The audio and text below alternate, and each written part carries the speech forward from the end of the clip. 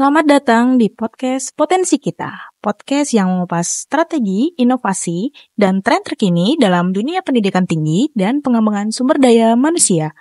Hari ini kita akan membahas tentang penjelasan ketentuan kenaikan jabatan akademik dosen pada masa peralihan, serta portal web LKT untuk wadah penunjang kenaikan jabatan akademik dosen. Kita akan membahas secara menyeluruh ketentuan kenaikan jabatan akademik dosen pada masa peralihan. Yuk kita gali lebih dalam lagi mengenai tema hari ini. Perkenalkan, saya Rani Utami, selaku host pada podcast hari ini. Pada episode kali ini, kita sudah bersama tamu kehormatan. Bersama Profesor Dr. Insinyur Agustinus Purnairawan, MTMM EKU ASEAN Engineering. Beliau merupakan salah satu guru besar dari Universitas Tarumanegara dan tim penilai angka kredit LLDikti Wilayah 3. Kita juga bersama Ibu Prita Ekasari, selaku Ketua Tim Pokja Sumber Daya Pendidik LLDikti Wilayah 3. Selamat pagi, Prof. Agustinus. Selamat pagi.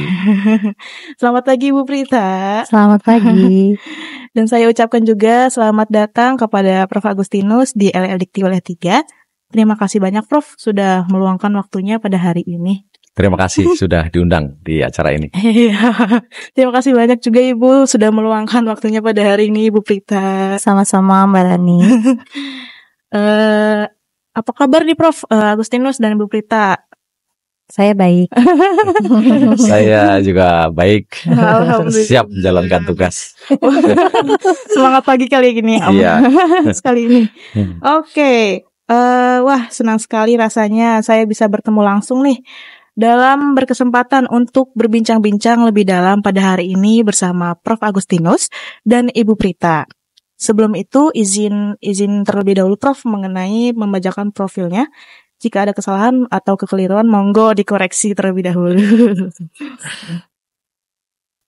Oke, Prof. Agustinus pendidikannya S1 Teknik Mesin UGM, pendidikan Profesi Insinyur UGM, pendidikan Profesi Insinyur ITB, S2 Teknik Mesin UI, S2 Magister Manajemen Untar, S2 Teknik Sipil Untar, S3 Teknik Mesin UI, Profesor Bidang Ilmu Teknik Untar, pangkat atau golongan pembina utama 4E.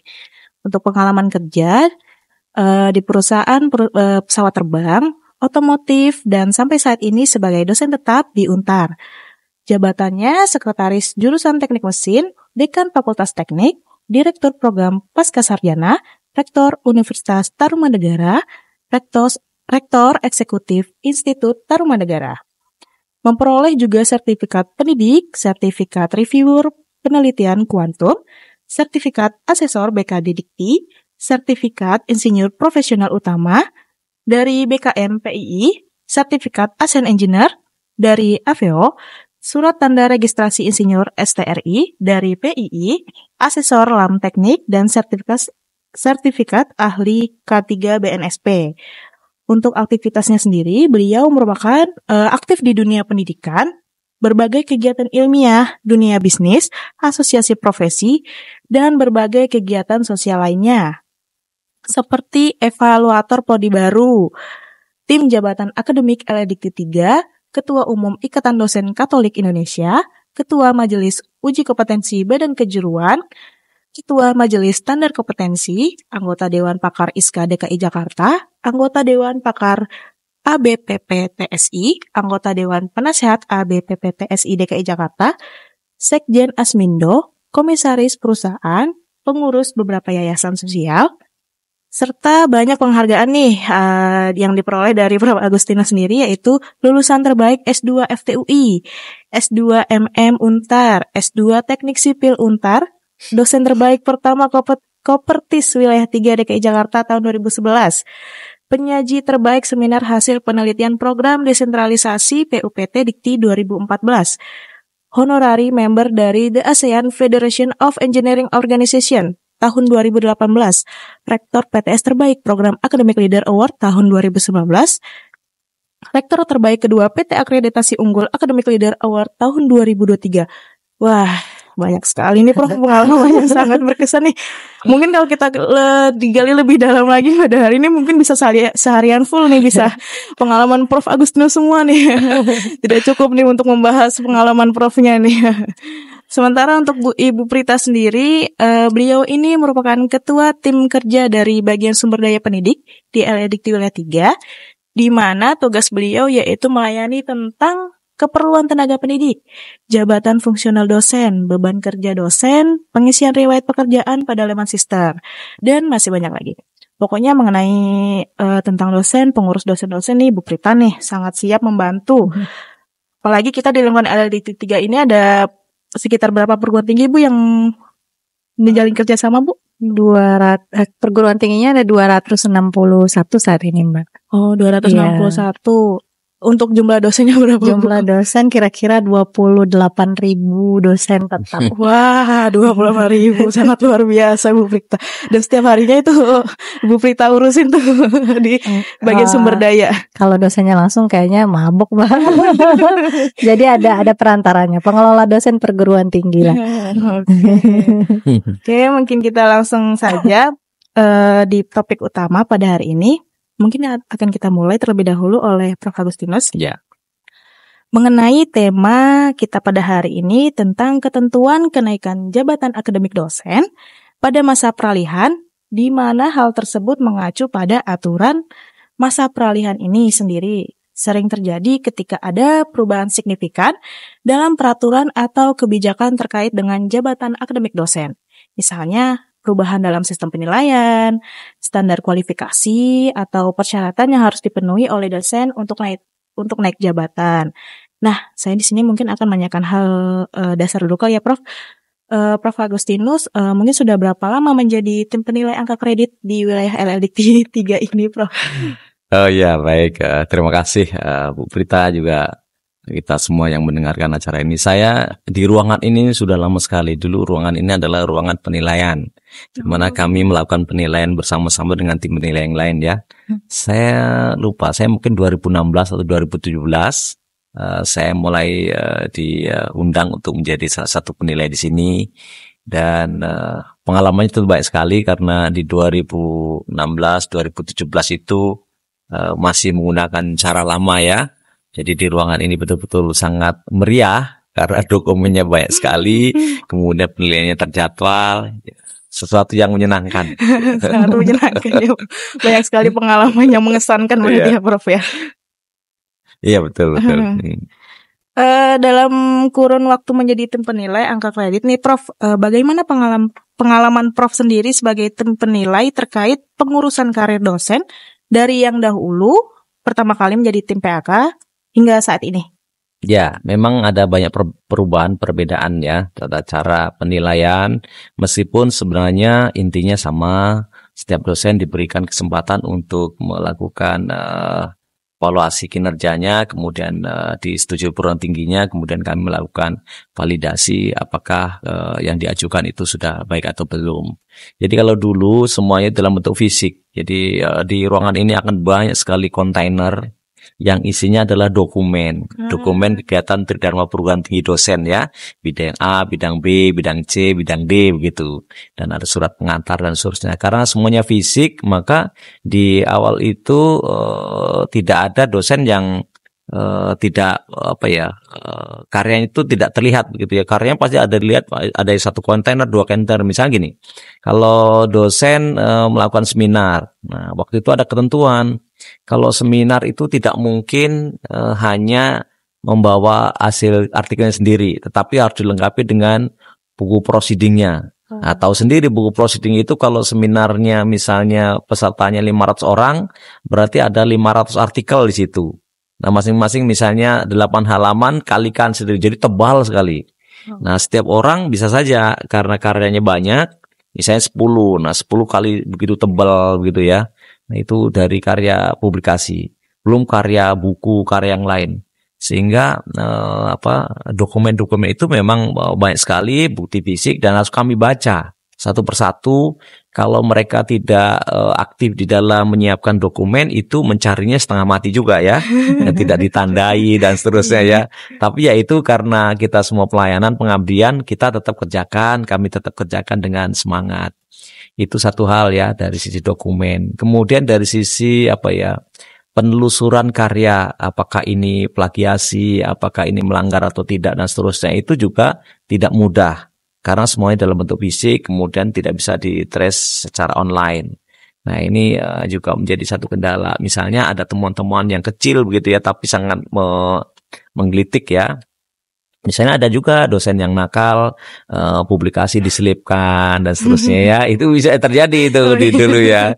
Karena memang telusurnya agak susah. Jadi kita penilai itu memang betul-betul teliti di dalam memeriksa dokumen. Kemudian yang lain lagi adalah membaca begitu banyak karya tadi. Nah biasanya dosen juga over artinya gini.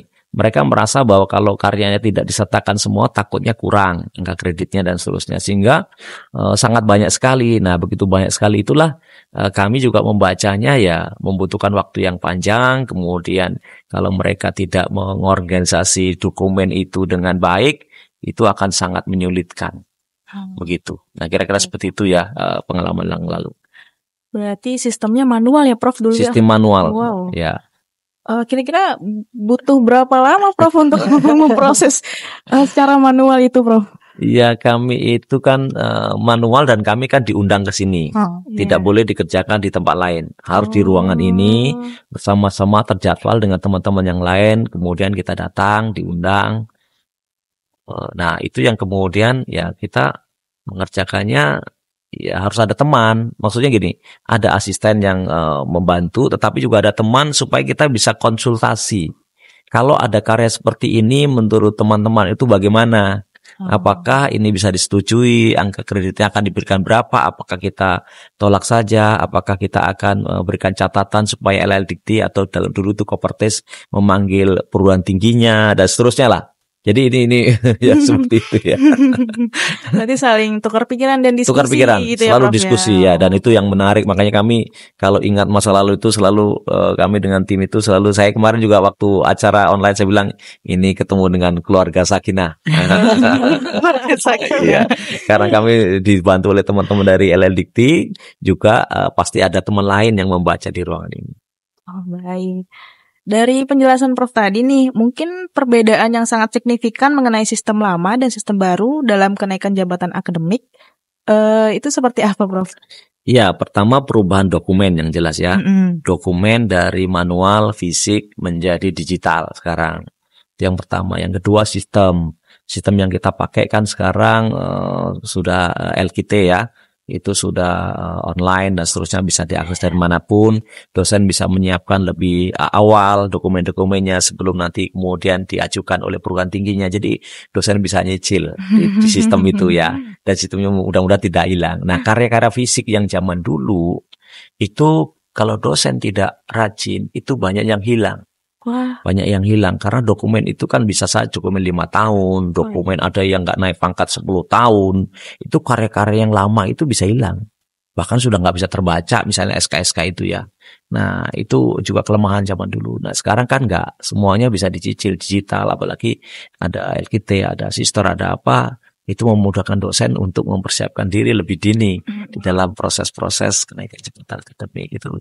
Saya kira itu sesuatu yang memudahkan lah. Sangat berubah ya Prof berubah ya. sekali. Yang tadinya manual nih kita datang ke sini rame-rame untuk mengulas satu-satu, Ya, betul. membuka satu-satu lembaran demi lembaran. Sekarang kita hanya lewat laptop gitu ya Prof ya. Iya, betul. Dan bisa di mana saja. Dan bisa di mana saja. Baik Prof, ini kan merupakan salah satu yang bertugas menjadi tim penilai dalam melakukan penilaian dosen nih saat mengajukan jabatan akademik dosen. Mungkin bisa diberi tips nih dan trik agar persyaratan yang diajukan oleh dosen ke tahap selanjutnya, entah itu mengenai jurnal atau mengenai hal yang lainnya agar bisa kriterianya diterima gitu untuk naik jabatan. Ya, sebenarnya gini, dosen itu harus merencanakan pengembangan karirnya. Itu harus. Karena kan dosen itu sebagai profesi diberikan kesempatan yang panjang oleh pemerintah salah satu yang pensiunnya paling panjang itu dosen. Mhm. Ya kan, kalau profesor itu bisa sampai umur 70 kan sekarang. Iya. Kalau lektor kepala dan yang lainnya bisa 65. Profesi lain belum tentu bisa sampai selama ini sekarang ya dengan aturan sekarang. Jadi kita harus merencanakan para dosen rencana pengembangan karirnya. Karena karir dosen itu bukan jabatan struktural tetapi fungsional ya jabatan akademik tadi. Nah, oleh karena itu mereka harus menyiapkan semua dokumennya dengan tertib, dengan rapi sehingga mudah diakses. Itu yang pertama, tips pertama. Jangan membiarkan dokumen kita bertebaran di mana-mana tanpa terdokumentasi. Harusnya membuat sistem pribadi sehingga rencana pengembangan karirnya itu betul-betul bisa dilakukan dengan tepat waktu. Apalagi sekarang kan sistem yang memudahkan kita, kemudian kenaikan jabatan akademik juga tidak perlu lama-lama waktunya. Orang bisa mengejar karirnya itu dalam waktu yang tidak terlalu lama, bisa sampai yaitu guru besar atau profesor. Yang kedua, karya-karya bereputasi itu kan menjadi sangat penting. Karya bereputasi ini kan bagian dari pertama kontribusi kita di dalam pengembangan keilmuan kita ya. Yang kedua tentu juga bagian milestone pencapaian kita. Nah, mari Bapak Ibu dosen mengarsipkan karya-karya itu ya. Jangan lupa karya-karyanya dibuat ya yang bereputasi ya, kemudian sesuai dengan ketentuan, tidak melakukan kegiatan-kegiatan yang merugikan, misalnya ada plagiasi, ada publikasi ganda atau mengambil karya orang lain tanpa izin ya, itu juga harus dihindari. Yang ketiga, skala prioritas. Apa sebenarnya yang mau dikejar oleh para dosen? Kalau mengajar kan dosen itu kan punya kewajiban memang mengajar. Saya kira itu sesuatu yang tidak terlalu pusing ya. Sesuai dengan kompetensinya mereka mengajar, dokumennya ada dan seterusnya. Pasti di sistem perguruan tingginya sekarang memudahkan kita untuk membuat database, pengarsipan dan seterusnya. Kemudian membimbing juga pasti seperti itu. Nah, kemudian jangan lupa ada kegiatan penelitian pengabdian masyarakat yang harus dilakukan relevan dengan mengajarnya. Nah, kadang-kadang kan dosen itu melakukan penelitian tidak sesuai dengan bidangnya, kemudian kontribusinya tidak terlalu signifikan di dalam penelitian itu, kemudian karya-karyanya itu ya karya-karya yang ya kurang bermutu lah ya, kita anggap ya, atau perannya juga sangat kecil ya. Terakhir saya misalnya membaca ada artikel ditulis banyak sekali oleh dosen. Nah, kan kontribusinya kadang-kadang kan nggak terlalu signifikan. Nah, ini kan menyebabkan angka kreditnya juga sangat kecil begitu ya untuk kebutuhannya. Kemudian kegiatan-kegiatan seperti pengabdian masyarakat, kemudian penunjang kadang-kadang menjadi fokus. Banyak sekali tetapi angka kredit yang memang diperlukan signifikan yaitu di penelitian itu malah justru kurang misalnya. Nah, ini kadang-kadang dosen tidak punya skala prioritas yang seperti itu sehingga dampaknya adalah angka kreditnya tidak memenuhi atau kurang dan seterusnya. Yang berikutnya lah tipsnya adalah bagaimana kita membangun kolaborasi ya. Dosen-dosen ini kan kadang-kadang kesulitan di dalam menghasilkan karya bereputasi khususnya untuk penelitian publikasi ya. Nah, tips saya adalah kita tidak bisa bekerja sendiri, kita harus membangun kolaborasi, apakah itu dengan para mahasiswa, dengan para dosen di dalam dan luar negeri, itu penting sekali sehingga kita bisa mewujudkan cita-cita riset dan publikasi yang bereputasi tadi, karena kita kerjakan sendiri tidak mungkin. Nah, itulah kesempatan kita juga berbagi kepada teman-teman. Jadi artinya tidak semuanya kita harus menjadi first author, tetapi juga kita bisa sharing yang kita punya dengan orang lain dan seterusnya, dan kita juga mendapatkan dukungan dari orang lain. Nah, kalau ini dilakukan, saya kira itu akan memudahkan kita di dalam publikasi, kegiatan pengabdian masyarakat, penunjang, yang juga dampaknya adalah kenaikan jabatan akademik dosen. Oke, baik, Prof. Berarti intinya tuh kayak dosen tuh harus memenuhi semua persyaratan-persyaratannya, juga jangan lupa nih untuk pengabdian kepada masyarakatnya, kolaborasinya juga dijalin gitu ya, Prof ya. Betul. Iya. Oke. Mungkin kita lanjut ke Ibu Prita kali ya, mengenai penjelasan yang sudah dikatakan oleh Prof Agustinus tadi nih Bu. Sudah dijelaskan juga mengenai perihal proses kenaikan jabatan akademik dosen. Nah, mengenai hal tersebut sangkut pautnya dalam pelayanan LLDikti, seperti yang kita ketahui bahwa di LLDikti sendiri menyediakan dan memiliki akses web saat ini yang bernama LKIT, di mana web tersebut adalah wadah bagi dosen perguruan tinggi swasta yang berada di lingkungan wilayah 3 untuk mengirimkan persyaratan dalam kenaikan jabatan akademik. Mungkin bisa dijelaskan Bu secara intinya saja mengenai seperti apa sih web LKIT ini? Ya, terima kasih Mbak Rani. Izin Prof. Agustinus. Jadi memang kita sejak tahun 2020 Prof, kalau nggak salah ya, itu meluncurkan namanya Sijali sih sebenarnya, Sijali 3 ya, merubah dari sistem manual ke sistem digital. Jadi semenjak itu penilaian dilakukan secara digital ya Mbak Rani. Jadi melalui Sijali 3 kami memang membangun sistem dengan mengintegrasikan dengan sistem-sistem yang ada di Dikti terutama, yaitu PD Dikti waktu itu ya. Sampai sekarang juga masih PD Dikti. Tapi saat ini memang sudah banyak yang terintegrasi dengan sistem kami. Jadi tidak hanya PD Dikti, kalau dulu profil memang semua diambil dari PD Dikti. Jadi baik pengajaran itu yang sudah memang ada diklaim, yang bisa diklaim oleh dosen adalah yang memang dilaporkan oleh perguruan tingginya untuk pengajaran, untuk penelitian dan yang lainnya itu memang masih input manual ya.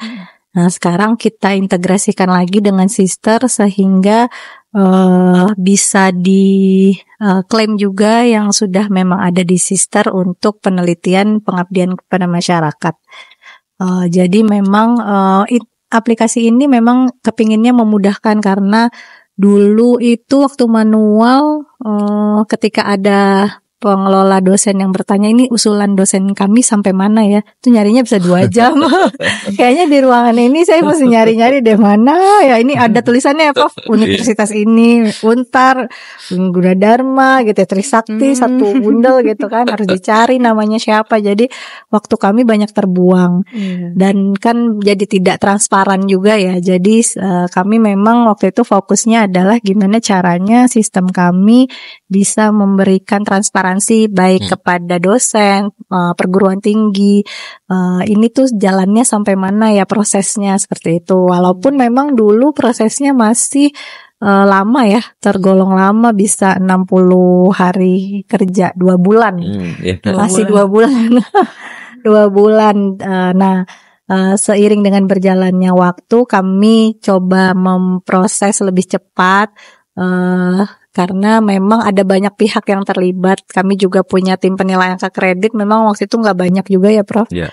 Mungkin dulu waktu manual masih bisa ke-handle, ternyata setelah tersistem yang ngusulin jadi makin banyak karena makin mudah ya. Iya, jadi 150 usulan per minggu biasanya sekarang. Jadi mungkin tidak bisa terhandle oleh tim yang dulu memang ada. Jadi makanya kita buka untuk tim pengabdian kepada masyarakat, karena bebannya terlalu banyak gitu. Kalau untuk tim yang dulu kan cuma 24 yang aktif, paling hanya 15 sampai 20 ya Prof ya. Betul. Ya, dengan kesibukannya masing-masing.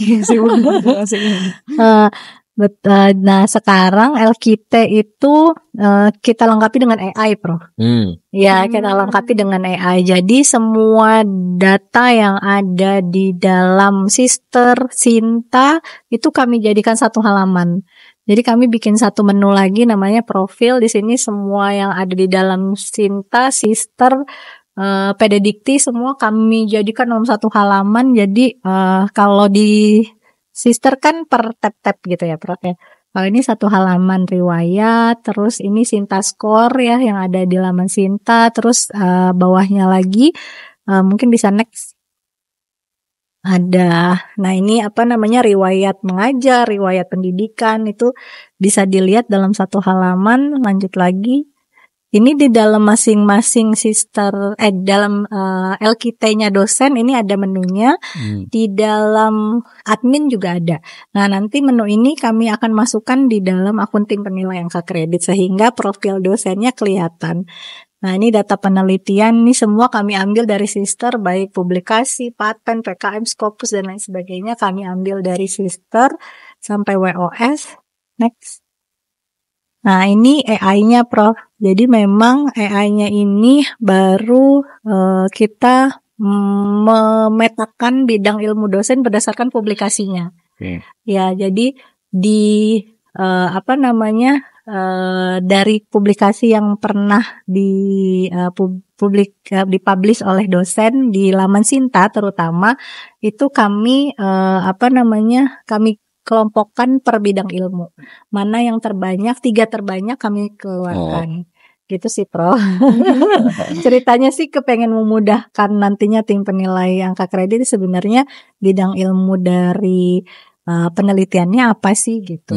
Ya. Gitu sih, Prof. Baru ini masih dalam pengembangan juga gitu. Tadi kan disebutin ada fitur AI ya, Bu ya? Iya. Nah, bagaimana algoritma AI nih untuk menganalisis judul publikasi ilmiah untuk menentukan bidang ilmu dosen? Ya, jadi mungkin ini kemarin kami bikin AI-nya baru berdasarkan judul. Tapi sebetulnya kan memang harus lebih dalam lagi ya, Prof. Ya. Mungkin dari tidak serta-merta judul bisa menentukan si bidang ilmu ya sebenarnya. Dan juga jurnal yang dipublish dosen tersebut. Nah, kita baru sampai sana. Kepengennya sih lebih dalam lagi, mungkin ke abstrak dan lain sebagainya. Cuman kan ada beberapa jurnal yang tidak bisa diakses secara umum juga ya, Prof ya.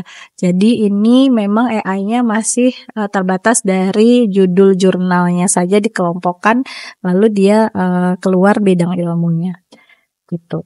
Nah, mungkin mengenai penjelasan tentang LKT tadi nih, Bu, dengan fitur terbaru, kira-kira berapa lama durasi yang dibutuhkan untuk memproses persyaratan yang sudah diajukan di LKT saat ini? Durasinya sekarang sudah 30 hari kerja, Mbak. Karena sebelumnya ada pemisahan antara jabatan akademik dengan kepangkatan. Nah, itu sudah kami gabungkan di satu aplikasi yang tadinya jabatan akademik itu 45 hari kerja, di in-passing kepangkatan itu 15. Nah, itu kita gabung jadi satu, ke in-passing dan kepangkatan jabatan akademik dan in-passing jadi 30 hari kerja. Oh, sekarang berarti lebih ringkas lagi, Bu ya? Iya, lebih ringkas lagi karena tim penilai cuma 5 hari ya, Prof. Oh, tim penilai durasinya 5 hari, Prof. Iya, 5 hari. Sangat luar biasa. Sangat singkat berarti. Iya, karena bisa lebih singkat, jadi kita bisa lebih singkat lagi prosesnya. Oke, baik. Nah, mengenai penjelasan web LKT tadi, apakah ada saran nih dari Prof sendiri nih atau masukan yang ingin disampaikan mengenai akses web yang telah disediakan? Ya, pertama tentu kami mengucapkan selamat kepada LLDT 3 yang sudah membangun sistem ini ya, dari Sijali ke LKT, terus kemudian sekarang ada AI di situ. Saya kira ini sesuatu yang luar biasa ya. Akan memudahkan para penilai melakukan tugasnya. Memang proses penilaian itu ya gampang-gampang mudah sih. Artinya kita juga harus cermat ya. Kami harus cermat bagaimana melihat segala sesuatu meskipun sudah ada bantuan, tetapi kami juga harus memastikan bahwa dokumen itu benar, kemudian begitu dibuka juga isinya sesuai dan seterusnya ya.